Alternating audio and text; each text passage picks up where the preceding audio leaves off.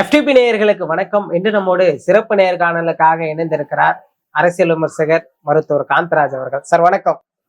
திமுகவை ஆட்சி கட்டிலில் இருந்து அகற்ற அதிமுக பாஜக கூட்டணி மிக வலிமையாக உறுதியாக இருக்கிறது.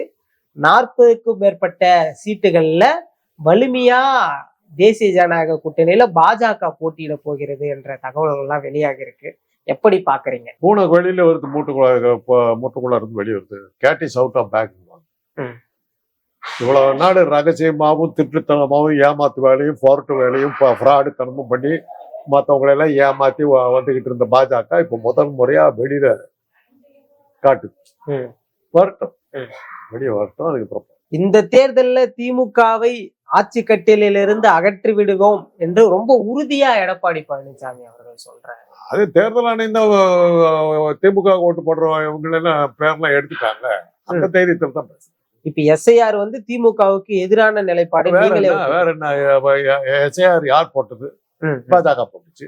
பாஜகவும் திராவிட இயக்கமும் நேர் எதிர்க்கு. திராவிட இயக்கத்தை ஒழிச்சு கட்டுறதுக்காக தான் அந்த எவெல்லாம் இப்ப எனக்கு ஓட்டு இல்லைங்க, எனக்கே ஓட்டு இல்லை. நீ எனக்கு டெஃபினட்டா தெரியும், நான் ஓட்டு போட மாட்டேன் பாஜக. ஏன் அந்த ஒரு சின்ன பொண்ணு வந்தது, ஒரு 20-25 வயசு இருக்கும் அந்த அதிகாரி, தேர்தல் அதிகாரி. நீங்க இதுக்கு முன்னாடி எந்த வீட்டுல இருந்தீங்களோ அந்த வீட்டுல தான் நீங்க உங்க பேரை கொடுக்கணும்னு இருந்துச்சு. அதை விட்டு இங்க வந்துட்டேன், இப்ப நான் அங்க இல்லை, அப்ப என்ன பண்ணுவேன்? அங்க கொடுத்தாதான் சார் உண்டு. அங்க வரும்போது நீங்க இருக்கணும், இருந்தா தான் உங்க பேரை சேர்த்துவோம். நாங்க இல்லைன்னா இல்லை அப்படின்ச்சு. அப்ப வேற என்ன மாவடி? இதுக்கு முன்னாடி எங்க ஓட்டு போட்டீங்களோ அந்த வாக்குச்சாவடிக்கு போய் உங்க பேரை கொடுத்தீங்கன்னா அவங்க இன்க்ளூட் பண்ணலாம் அப்படின்னு. வயசு 85 வயசு ஆகுது. இதுக்கப்புறம் இதை நான் தேடிட்டு போய் வாக்குச்சாவடி எங்கன்னு கண்டுபிடிச்சு அந்த அதிகாரி இந்த நேரத்துல இருந்து என் பேரை எழுதினா தான் உண்டு, இல்லாட்டி எனக்கு ஓட்டு இல்லை. இந்த நிமிஷம் வரல எனக்கு ஓட்டு இல்லை. இது மாதிரி 1 கோடி பேர் என்ன நீக்கியிருக்காங்க. 1 கோடி பேருங்கிறது ஐரோப்பிய நாட்டினுடைய ஒரு நாட்டினுடைய ஜனத்தொகை. இங்கிலாந்துல 1 கோடி பேர் இல்லை ஜனத்தொகை இல்லை. ஒரு நாட்டினுடைய ஜனத்தொகையை ஒரு தொகுதியில இருக்கிற வாய்ப்பாளர் நம்பர்ல ஒழிச்சு கட்டுற அளவுக்கு தேர்தல் ஆணையம் வேலை பார்க்குது. போலரைசேஷன் சொல்லுவோம், ஒருமுகமா இருக்குது. இந்த தேர்தல் 2ஆ பிரிஞ்சிருக்கு. தேர்தல் ஆணையமும் பாஜகவும் மக்களும் எதிர்கட்சிகளும் சேர்ந்திருக்காங்க. இப்ப தேர்தல் ஆணையத்துக்கும் மக்களுக்கும் மத்தியில் நடக்கிற போட்டி இது. ஞானேஷ்குமார் என்ன பண்ணுவாருன்னு 1 கோடி பேர் எல்லாம் நீக்க மக்களுக்கு ஓட்டு போட விடாம தடுத்துட்டு போறதுனால வெற்றி அவங்களுக்கு தான் அதிகமா வாய்ப்பு இருக்கு. அதனால அவங்க சொல்றதை நடக்கிறதுக்கான வாய்ப்புகள் இருக்கு. சார், பீகார்ல எஸ்ஐஆர் குளறுபடிகளுக்கு காரணம் அங்க களத்துல பிஎல்ஏவுல அந்த அளவுக்கு ஸ்ட்ராங்கா காங்கிரஸ் இல்லை அப்படின்னு காங்கிரஸ் நிர்வாகிகளே பலரும் ஒப்புக்கொண்டாங்க. அதெல்லாம் சொல்ல முடியாதுங்க. தோத்தாச்சு. அதுக்கு காரணங்களை சொல்றதுல அர்த்தம் இல்லை. அப்ப தமிழகத்துல ஒருவேளை திமுக தோற்றால் இதற்கு காரணம் எங்க அதிகாரப்பூர்வத்தின் கையில நான் வச்சுக்கிட்டு அப்புறம் உங்களை ஓட்டு போட விட்டாதானுங்கள ஜெயிக்கிறதா இல்லையாங்கிற பேச்சே வருது. எனக்கு தான் ஓட்டே இல்லைன்றீங்களா? முதல்ல என்ன பண்ணிட்டு இருந்தாங்க? வாக்கேந்திரத்தை கையில வச்சாங்க. நீங்க யாரு ஓட்டு போட்டாலும் அந்த சிம் கார்டை எடுத்துட்டு இவங்க சிம் கார்டை உள்ள சொருவி அதுக்காக தான் 3 அடுக்கு பாதுகாப்பு 5 அடுக்கு பாதுகாப்புன்னு போட்டு உள்ள கொண்டு போய் இந்த சொருவர வேலையெல்லாம் செஞ்சுட்டு இருந்தாங்க. அப்புறம் பார்த்தாங்க, ஓட்டு போட்டா தானே சிம் கார்டில் மாறும், அப்புறம் தானே சிம் கார்டெல்லாம் எடுக்கணும். ஓட்டே போட விடாம உன் பேரை எல்லாம் பண்ணிட்டு நல்ல பிளான் பிடிச்சாங்க. பீகார்ல மகாராஷ்டிராவில் ட்ரை பண்ணாங்க, சக்சஸ் ஆயிட்டாங்க. பீகார்ல ட்ரை பண்ணாங்க, சக்சஸ் ஆயிட்டாங்க. அப்புறம் அந்த இந்தியா பூராக அதே தான். ஜனநாயகம் முடிந்து விட்டது. இனிமேல் தேர்தலுங்கிறது ஒரு வேடிக்கை. ஞானேஷ்குமார் என்ன டிசைட் பண்ணியிருக்காரோ அதுதான் முடியும். மக்களுக்கும் தேர்தல் ஆணையத்துக்கும் மத்தியில் நடக்கிற போட்டி. மக்கள் எழுந்து ஒரு புரட்சி பண்ணாலுடைய இதை தடுக்கிறது நடக்கிற காரியம். அரசியல் கட்சிகளை நம்புறதெல்லாம் அர்த்தம் இல்லை. அரசியல் கட்சிகள் அவங்களுக்கு ராகுல் காந்தி தெளிவா ப்ரூவ் பண்ணிட்டார். ஓட்டு திருடுறாங்கிறத கிளீனா காட்டிட்டாரு. மோடியை பார்த்து ஓட்டு திருட்டு பயலன்றாரு. திருடா வேண்டா திருடா திருட்டு பயல அப்படிங்கிறாரு. பேசாம கேட்டுட்டு தானே போனார் மோடி. ஒன்று வாய துறக்கடி பார்லிமெண்ட்ல மூச்சுக்கு தானே சார் ஓட் சோறுனாரு. உங்க ஹிந்தியில சொன்னதுனால உங்களுக்கு அது அவ்வளவா புரியல. தமிழ்ல சொல்ற ஓட்டு திருடா திருட்டு ராஸ்கல் அப்படின்னாரு. கேட்டுக்கிட்டு போயிட்டாரு. ஓம் பிர்லா நாடாளுமன்ற சபாநாயகர் அவரும் பேசாம தான் இருந்தாரு. என்ன அர்த்தம் அதுக்கு? ஆமா நான் ஓட்டு திருடுவேன் என்ன பண்ணிடுவேன் அப்படிங்கிற திமிரு தேனாவுக்கு அவங்க போனாங்க. அப்படி இருக்கும்போது நம்ம வந்து இன்னும் எலெக்ஷன் ஒண்ணு நடக்க போகுது, அதுல வந்து ஓட்டு போட்டு ஜெயிக்க போறாங்கன்ற ஒரு கதையெல்லாம் நீங்க சொன்னீங்கன்னா கேட்டுக்கிட்டு இருக்கிறதுக்கு எனக்கு புரியல. உங்க பதில இருந்து திமுக ஆட்சிக்கு வராதுன்னு எடுத்துக்கலாமா, இல்ல வந்து தேசிய ஜனநாயக கூட்டணி வெற்றி பெறணும்? தேசிய ஜனநாயக கூட்டணி வெற்றி அடைஞ்சிருச்சுங்க. ரிசல்ட் அனௌன்ஸ்டு சும்மா அந்த ஃபார்மாலிட்டிக்கா பேசிக்கிட்டு இருக்காங்க. வேணும் உங்க பேரு இல்ல என் பேரு இல்ல, அப்புறம் என்ன ஓட்டு போடுற நீங்க என்ன பண்ண போறீங்க? நீங்க உங்களுதான் ஓட்டே இல்லையா? இப்ப வேடிக்கை பார்த்துக்கிட்டு போறீங்க. அவங்க ஆளுக்கு வந்து போட்டுட்டு போக போறாங்க, கணக்காட்ட போறாங்க. ஏங்க எதுக்கு முன்னாடியே அதெல்லாம் அவங்க எல்லாம் ட்ரையல் பார்த்துட்டாங்க. கமலஹாசனும் வானதி சீனிவாசன் நின்னாங்க. 5 மணி வரையிலும் கமலஹாசன் 10,000 வாக்கு வித்தியாசத்துல முன்னணியில இருக்காரு. 5:15 மணிக்கு வானதி சீனிவாசன் வெற்றி. 10 நிமிஷத்துல மாறி போச்சு. கரெக்டா 60 சீட் இருந்தாங்க எதிர்கட்சி தலைவர் பதவி கிடைக்கும். எதிர்கட்சி தலைவர் பதவிக்கு 60 எம்எல்ஏக்கள் வேணும் அப்படின்னாக்கா 60 எம்எல்ஏ கரெக்டா பழனிசாமி கிடைக்கும். ஒரு சீட்டு ஜாஸ்தி வந்து கரெக்டா 60வது எம்எல்ஏ பழனிசாமி எதிர்கட்சி கொடுத்த வாக்குறுதியை காப்பாத்துறாங்க. அந்த அளவுக்கு தேர்தலை வந்து முறுக்கி தேர்தல் முடிவுகளை சொல்ற அளவுக்கு அவங்க கட்டுப்பாட்டில் வச்சிருக்கும் போது தேர்தல் நடக்குதுன்னு ஒரு பொய் கதையை பேசிக்கிட்டு சொல்லிக்கிட்டு நான் வேற விமர்சனம் பண்ணிட்டு முடிஞ்சு போச்சு. ஜனநாயகம் முடிஞ்சு போச்சு. ஜனநாயகம் இல்ல. தமிழகம் முழுக்க மத்திய அரசுக்கு எதிரான போராட்டங்கள் நடைபெற்று கொண்டிருக்கிறது, குறிப்பா இந்த 100 நாள் வேலைக்கு எதிராக. ஆனால் எடப்பாடி பழனிசாமி அவர்கள் சுட்டிக்காட்டி பேசுகிறார், மத்திய அரசின் திட்டங்களை ஏற்றுக்கொள்ள முதலமைச்சர் அவர்களுக்கு மனமரம் இல்லை. 100 நாள் வேலை திட்டத்தை 150 நாளா உயர்த்தணும்னு சொன்னாங்க, அறிக்கையில தான் இருக்குதே தவிர நடைமுறையில இல்ல. அதனால வந்து மத்திய அரசு எது செய்தாலும் திமுக அரசு அதற்கு குத்தம் சொல்லுதுன்ற மாதிரி சொல்றாங்க. மத்திய அரசு எது சொன்னாலும் அதை ஆதரிக்கிறதுங்கிற ஒரு வேலையை தொழில் இவர் வச்சுக்கிட்டு இருக்காரு. அப்புறம் அது நீ செய்யறது ரைட்னா நான் செய்யறது ரைட். காந்தி பெயரை நீக்க கூடாதுன்னு எடப்பாடி வலியுறுத்தி இருக்கிறாரு சார், அறிக்கையின் மூலியமா வலியுறுத்தி இருக்கிறாரு. அவர் தன்னறியாம செஞ்ச தவறு எல்லாம் மன்னிச்சிருக்கு, தெரியாம சொல்லியிருப்பார். அதுக்காக அவர் உடனே காந்திக்கு ஆதரிச்சு பேசுறாருலாம் சொல்லாதீங்க. ஏதோ தன்னறியாம வாய்த்த சேக்கிலார் எழுதிய கம்பராமாயணம் சொன்னாரு, அதுக்காக கம்பராமாயணத்தை வந்து சேக்கிலார் எழுதுனா எடுத்துக்க முடியுமா? அது மாதிரி இதை எடுத்துக்கலாம். முக்கியம் அவரை போய் சீரியஸா எடுத்துக்கணும்.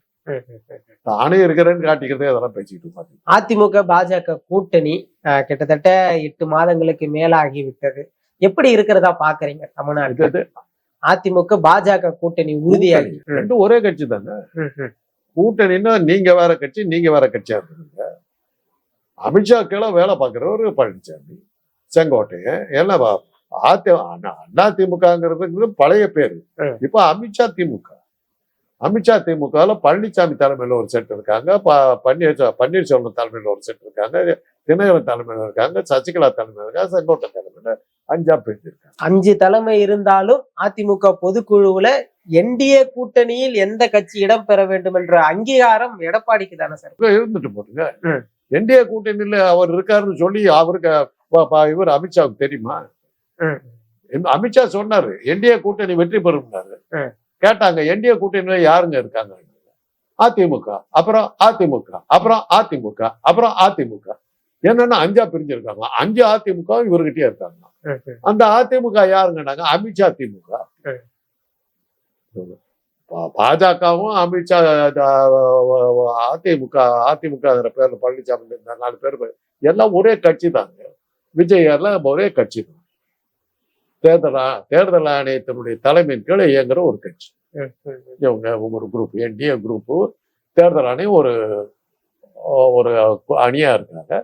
பொதுமக்களும் எதிர்கட்சிகளும் ஒரு அணியா இருக்காங்க.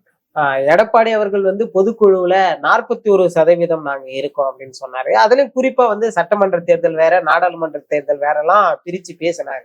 அப்போ வந்து ஒரு சாதகம் இருக்கிறதா புரிஞ்சுக்கலாமா எடப்பாடி பேச்சுல? ஏங்க தேர்தல் ஆணையத்தை கையில வச்சிட்டு இருக்காங்கன்னு சொல்லிட்டு திருப்பி கேட்டுக்கிட்டு இருந்தா என்ன அர்த்தம்? யார் ரிசல்ட் சொல்றாங்களோ அவன் அந்த ஆளே கையில வச்சுக்கிட்டு இருக்கீங்க, அப்புறம் என்ன பண்ண முடியும்? மக்கள் ஓட்டளிக்கக்கூடிய மக்களை யாரு ஓட்டு போட விட்டாதான் 1 கோடி பேரை எடுத்து விட்டீங்களே. யார எங்க ஓட்டு போட விட்டீங்க? ஒரு நாட்டினுடைய ஜனத்தொகை 1 கோடி பேர். அது வந்து ஒரு வாக்காளர் பட்டியலில் நீக்கப்பட்ட பெயர்கள் லிஸ்ட்ல வந்து 1 கோடி பேர் இருக்காங்கிறது பூலோகத்தில் சொல்லுங்க, நீங்க தான் சொல்லுங்க. அந்த 1 கோடி பெயர்கள்ல வந்து குறிப்பா இஸ்லாமியர்களையும் கிறிஸ்தவர்களையும் பார்த்து பார்த்து நீக்கல் இல்ல. அப்ப அது பிஜேபியோட நடவடிக்கை இருக்காது. ஆமா, அதுதான். அது உங்களுக்கே தெரியுது. அப்புறம் அதையும் சொல்றீங்க. ம். இதுக்கு நீங்க என்ன பண்ண போறீங்க? என்ன பார்த்து கேள்வி கேட்டுக்கிட்டு இருக்கீங்களா? நான் தனி மனிதன். ஒரு சேனல் வச்சுக்கிட்டு இருக்கீங்க. ஒரு தேசமே ஒரு பெரிய பேர் ஆபத்துல மாட்டிக்கிட்டு முடிக்குது. பிஜேபி தேர்தல் ஆணையம் 2 சேர்ந்து மிகப்பெரிய அயோக்கியத்தனத்தை செஞ்சுக்கிட்டு இருக்கிறாங்க. மீடியாங்கிற முறையில் அதை தடுக்கிறதுக்கு நீங்க என்ன பண்ணிட்டு என்ன பண்றதா இருக்கீங்க? இல்ல அவங்க கிட்ட அகப்பட்டதை சுற்று ஆண்டிய பாட்டு போக போறீங்களா? என்ன பிளான் இருக்கு? ஒவ்வொரு மீடியா வந்து என்ன வந்து கேட்டுக்கிட்டு இருக்கீங்களா? உங்களுடைய பொறுப்பு இல்லையா? அதுல ஜனநாயகத்தை பாதுகாக்கணுங்கிற அக்கறை உங்களுக்கு இல்லையா? இப்படி அவ்வளவு கஷ்டப்பட்டு வாங்கின அந்த குடியரசு இதையும் வாக்குரிமையும் இப்படி ஒரு கூட்டம் வந்து கொள்ளடிக்கிறதுக்காக பயன்படுத்துது. அதை தடுக்கணுங்கிற எண்ணம் உங்களுக்கு பொறுப்பு இல்லையா? என்ன செய்யறதா இருக்கீங்க? பார்த்து என்ன பார்த்து சிரிச்சுக்கிட்டே இருக்க. நீ ஓட்டு போட போறது இல்லையே, நீ ஓட்டு போட. குடியில நான் தனியா விழுவலீங்க, நீங்களும் தான் விழுந்துருக்கீங்க. நீங்க ஏற்கனவே விழுந்துட்டீங்க, மலை குடியில விழுந்துட்டீங்க. என்னையும் சேர்த்து இழுக்க பார்த்துருக்கீங்க. நான் வரமாட்டேன், அவ்வளவுதான் வித்தியாசம். என்ன பண்றதா இருக்கீங்க? ஆமா, எங்களை போன்ற நெறியாளர்களை பார்த்து கிண்டலும் கேடிமா சிரிச்சுக்கிட்டு இருக்கீங்க. ஆபத்து உங்களுக்கும் தாங்க. உங்க வீட்லயும் தான் பறி போயிருக்கு. ஓபிஎஸ் அவர்கள் எடப்பாடி பெயரை சொல்ல கூட வெட்கமாக இருக்கிறது. 11 தோல்வியை சந்தித்த பிறகும் அவர் எப்படி பொதுச் செயலாளராக இருக்கிறார் அப்படின்ற கேள்விதான் ரொம்ப காட்டமா வைக்கிறாரு. இது எப்படி புரிஞ்சுக்க முடியுது நம்ம? அவங்க கட்சிக்கு ஒரு தலைவரா இருக்காரு. இவரையும் அதை போய் கேட்கிறாரு. பழனிசாமி தனக்குன்னு ஒரு செட்டை வச்சுக்கிட்டு இருக்காரு. அமலாக்கத்துறையில வர அந்த நடவடிக்கை எல்லாம் எடுக்காம உங்களை காப்பாத்துறேன்னு சொல்லி சில வாக்குறுதிகள் கொடுத்துட்டு ஒரு செட்டை வச்சுக்கிட்டு இருக்காரு. யாரெல்லாம் அமலாக்கத்துறைக்கு பயந்தாங்களோ, யாரெல்லாம் அமித்ஷாவுக்கு பயந்துட்டு இருக்காங்களோ அவங்க எல்லாம் அவர் பின்னாடி நிக்கிறாங்க. அவர் கட்சிக்கு அவர் தலைவரா இருந்துட்டு போறாரு. நீங்க அதுல போய் தலையிடுறீங்க. அவங்க வீட்டுல என்ன நடந்தா உங்களுக்கு என்ன போதும்? அவருக்கு உங்களுக்கு என்ன சம்பந்தம்? 10 தோல்வி பழனிசாமி, அதை பத்தி அவங்க கட்சியே கவலைப்படும். அவங்கள பொறுத்தவரையில என்னத்துக்கு அவரை கூட இருக்காங்க? அமலாக்கத்துறையில இருந்து நம்மளை காப்பாற்றுவாருங்கிற நம்பிக்கை தான் இருக்கு. அந்த நம்பிக்கை போச்சுன்னா அவரை விட்டா எல்லாரும் ஓடிடுவாங்க. அதிமுகவை ஒருங்கிணைப்பதுதான் என்னோட நோக்கம்னு சொன்ன ஓபிஎஸ் இன்று எடப்பாடி காட்டமா விமர்சிக்கிறார்னா இதற்கு பின்னாடி திமுக தான் ரொம்ப பலமா இருக்கிறது, திமுகவோடு ஓபிஎஸ் செல்ல போகிறார்லாம் சொல்றாங்க. இருக்கட்டும், அப்ப என்ன பண்ண முடியும்? ஓபிஎஸ் வந்து அந்த அளவுக்கு இது ஒண்ணு நீங்க பாருங்க, ஏமா எதை ஆரம்பிச்சாலும் திமுக கிட்ட தான் வந்து முடியுது பாத்தீங்களா? ஆக திமுக தான் பலமான கட்சியா இருக்கு. அதை ஒழிக்கிறதுக்கு தான் இவ்வளவு பேர் சேர்ந்திருக்கிறாங்க. அமித்ஷா, தேர்தல் ஆணையர் ஞானேஷ்குமார், இவ்வளவு பேர் சேர்ந்திருக்காங்க ஒரு திமுக ஒழிக்கிறது. ஆக எவ்வளவு பலம் வாய்ந்த கட்சியா திமுக இருந்தா ஒரு அரசியல் சட்டத்தையே வளைச்சி பிசைஞ்சு கூடாக்கி ஒரு அயோக்கியத்தனம் நடக்குதுன்னா திமுக சக்தி அதுல விளங்குது இல்லை உங்களுக்கு? அதான் அர்த்தம். திமுக அசைக்க முடியாத அளவுக்கு அது சக்தி பலம் வாய்ந்த கட்சியா இருக்குது. அதனால அத்தனை பேரும் ஒன்னா சேர்ந்துட்டு அதை எப்படியாவது அசைக்கணும்னு பாக்குறேன். இப்போ எடப்பாடி அவர்கள் வந்து ரொம்ப வலிமையா இருக்கிறாரு, எப்படியாவது ஸ்டாலின் அவர்களுடைய அரசை வீட்டுக்கு அனுப்ப வேண்டும் என்று மக்கள் என்னவா பாக்குறாங்க? மக்கள் என்ன பார்த்து என்ன பண்ண போறாங்க? நான் எத்தனை தடவை கேட்பீங்க? தேர்தல் ஆணையத்தை அவங்க கையில வச்சுட்டு அவங்களுக்கு தான் ஓட்டே இல்லாம விட்டாங்களா? அப்புறம் என்ன மக்களுக்கு உங்களையும் யாரும் எவன் சட்டம் பண்ணா? நீங்க ஒரு அல்பம், நான் ஒரு அல்பம். உங்களையும் என்ன அவங்க மனுஷனா கூட மதிக்கல, நாயா கூட மதிக்கல. 2 பேரும் அலறிட்டு உட்காந்துட்டு, ஏய் ஞானேஷ்குமார் நான் இருக்கிறேன், என்ன உனக்கு யாரும் ஓட்டு போடுறது விட்டா அந்த பக்கம் பல்ல கட்டி விடுவேன் அப்படின்ட்டார் ஞானேஷ்குமார். அப்புறம் என்ன பண்ணுவீங்க? உட்காந்துட்டு பேசிக்கிட்டு இருக்கிறோம், பொழுது போல பேசிக்கிட்டு இருக்கிறோம், அவ்வளவுதான். என்ன பண்ண முடியும்? நான் தனி மனிதன், என்னால ஒண்ணும் பண்ண முடியாது. நீங்க வந்து ஒரு சேனல் வச்சுக்கிட்டு இருக்கீங்க, நீங்க என்ன பண்றதா இருக்கீங்க? இவ்வளவு பெரிய அயோக்கியத்தனம் பட்ட பகல்ல திருட்டு வேலை நடக்குது, அதை தடுக்கிறதுக்கு என்ன பண்றீங்க? பெண்கள் கற்பழிக்கப்படுகிறார்கள். இந்த கற்பை காப்பாற்றுறதுக்கு ஒரு புருஷங்கிற முறையில, ஒரு குடும்ப தலைவங்கிற முறையில நீங்க என்ன பண்ண போறீங்க? மீடியா என்ன பண்றதா? எங்களை பார்த்து கேள்வி கேட்டு உட்காந்து உங்களுக்கும் தெரியுது திருடுறாங்க, உலகத்துக்கே திருடுறாங்க.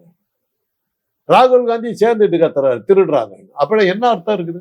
ராகுல் காந்தி தோத்ததுக்கு தான் காரணம் அவர் தானே. அதுல இருந்து நாட்டு மக்களை காப்பாத்தி இருக்கணும். என்னோட சேர்ந்துட்டு ஆமா திருடுறான்னா என்ன அர்த்தம்? தடுக்கிறதுக்கு நீ என்ன பண்ண? ஒரு அரசியல் அமைப்பு வச்சிருக்க, என்ன பண்ணிருக்க? இப்ப நீ செய்ய வேண்டிய வேலை இந்த தேர்தல் ஆணையத்தினுடைய வாழை ஓட்ட நறுக்கினாலுடைய ஜனநாயகம் பாதுகாக்கப்படாது. நிச்சயமா சார், பல்வேறு விஷயங்கள் பேசலாம், தொடர்ந்து பேசுவோம் சார்.